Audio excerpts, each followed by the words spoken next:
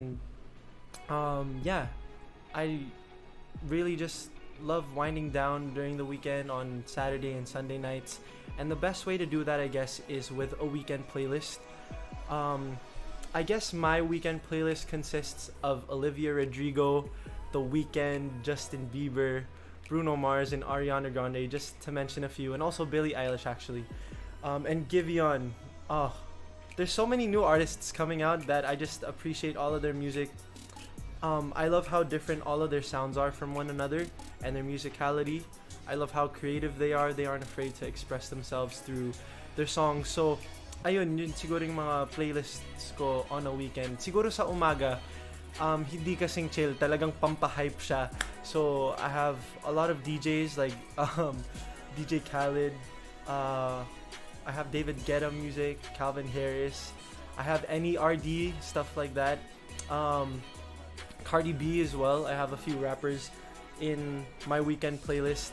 Kasi, for me personally, even though it's a weekend, I still have to work sometimes or wake up early. So, yun yung pampagising ko, yun yung pinapatugtog ko habang nasa shower, gumagawa ng breakfast and all that. So, that's my weekend playlist.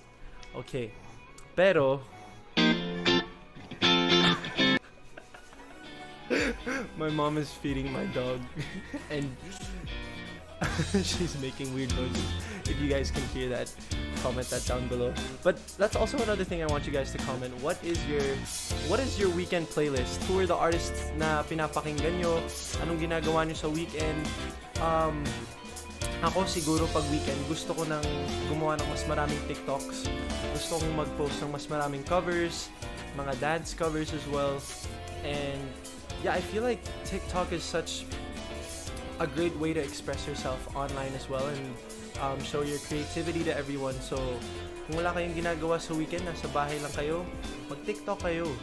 Kasi, malay mo, mag-viral yung videos nyo. I love how, because of social media, especially with TikTok, ang dali ng mag-viral ng mga photos and videos and ang lawak ng reach ng TikTok talaga. So, yeah, I hope you guys are enjoying your weekend so far.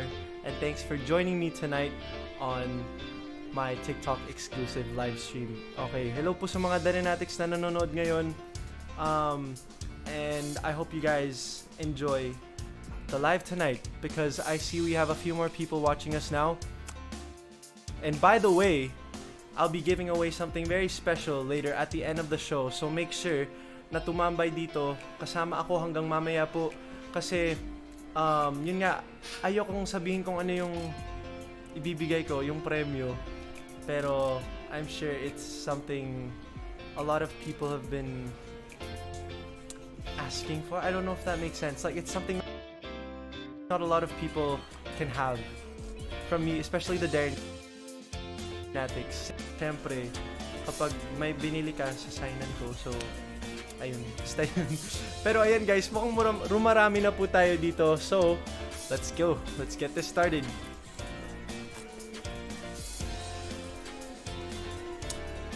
Okay, so of course, we are still in a lockdown. Ngayon po sa Pilipinas, nasa GCQ tayo. And as I said earlier, it's been a year and a half yung birthday wish ko since my birthday was last May 24.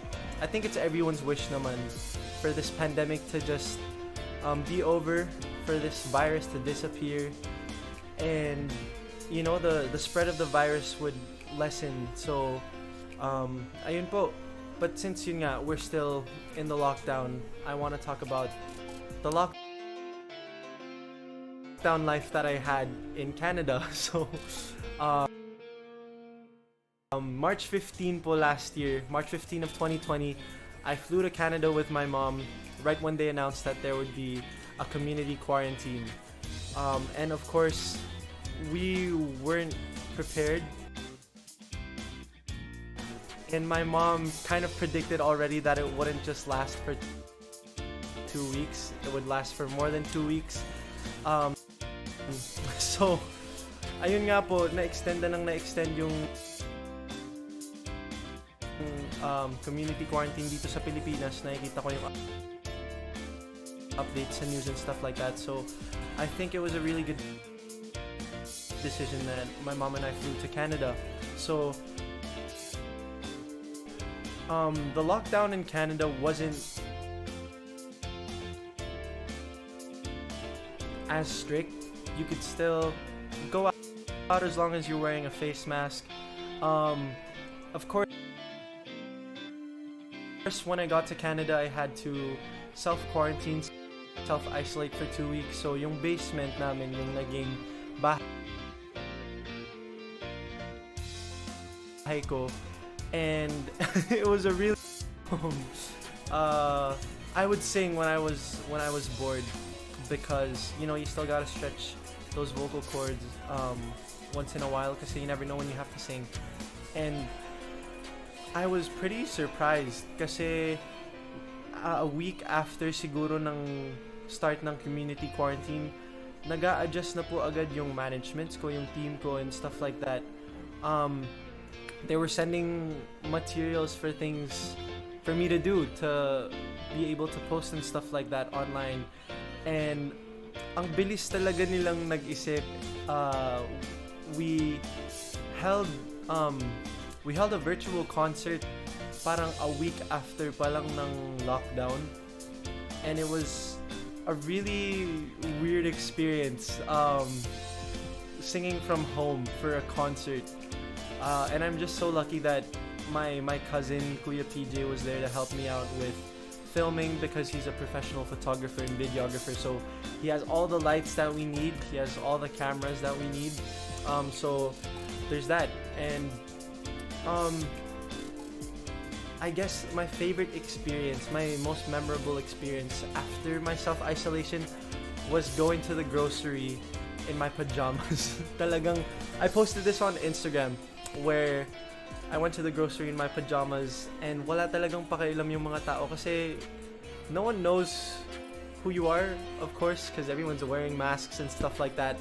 And there's other people wearing pajamas in the grocery store too, which is really cool. Like, it's I mean, some people I guess have already done that before the pandemic, but now it's just a lot of people just don't care. So I guess okay din, kasi if you're wearing your pajamas to the grocery store, at least when you get home, at home din. Okay, so of course it wasn't always easy yung lockdown experience ko. Although I got to spend a lot more time with my family. We went camping during the summer. We did a lot of road tripping, since the restrictions weren't as strict as they are in the Philippines. Yun nga, mas nakalabas kami.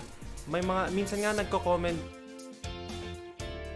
yung mga ibang kaibigan ko na parang, grabe, parang walang virus dyan, parang walang pandemya dyan, kasi nakikita nilang nakakagala-gala talaga ako. And because the situation is a lot better in Canada as well. Hindi ganun karaming cases sa Canada. So we have the luxury to be able to travel to the US. Pero aside from that, I still had a lot of frontliners po. Pareho silang registered nurses. So kami lang talaga ng kapatid ko yung nagbobolahan na sa loob ng bahay, kasi we're the only ones who can come in close contact with each other. My parents had separate rooms as well, so my little sister would sleep with me sometimes sa kwarto ko. Makikitulog siya sa akin. And kami talaga yung naging close during that whole year. Kasi sobrang nahirapan din siyang mag-adjust sa online schooling, sa online experience na yun. So it was a difficult few months for her when the lockdown was first announced. Pero I'm just happy that I was there to help her. Minsan sinasabi niyang napaka-strict ko na tutor, pero dahil dun naman, napa-perfect niya naman yung mga quiz niya tsaka test. Wow.